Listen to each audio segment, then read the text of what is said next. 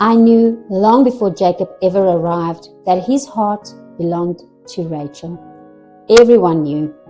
It wasn't a secret. It wasn't hidden. Anyone who watched him could see it.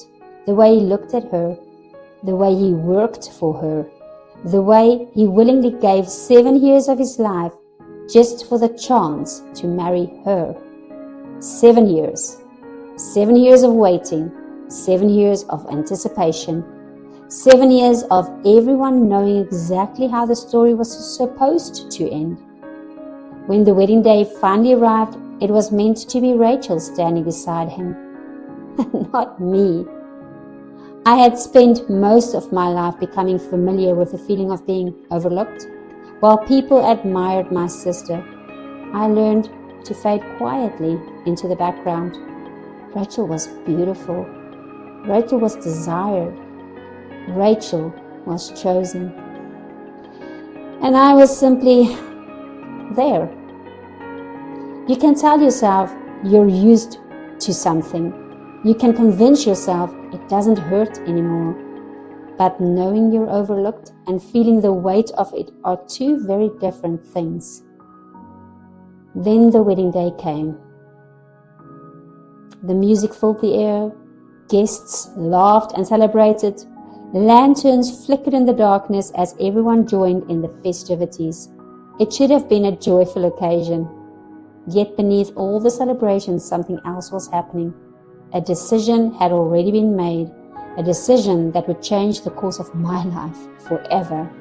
And I had almost no say in it. Well, I had no say in it. The next morning changed everything. The celebrations were over. The darkness had lifted, and in the light of the day, the truth could no longer be hidden. I can only imagine what Jacob felt in that moment. Shock, confusion, disbelief, anger. Not because he had married a stranger, but because he had married me. And as painful as that moment was for him, it was terrifying for me, because suddenly I had become the answer to a problem I never created. I hadn't asked for this. I hadn't planned this. Yet someone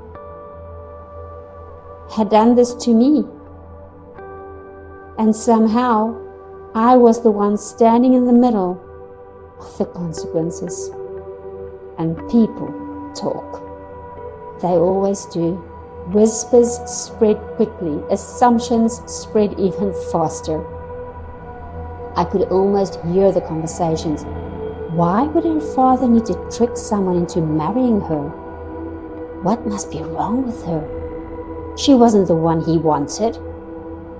Funny how labels attach themselves to people. And once they do, they're not easily removed. There were many nights when I sat alone asking questions I never wanted to ask. Why wasn't I enough? Why wasn't I chosen? Why did my story have to begin this way? The pain of rejection has a voice, and if we're not careful, we start believing everything it says. But while I was questioning my worth, someone else was watching. God saw me, not Rachel, not Jacob, me. The woman nobody chose, the woman everybody talked about, the woman who felt forgotten. God saw me when nobody else did. At the time, all I could see was my pain. I couldn't see His purpose. I thought rejection was the end of my story.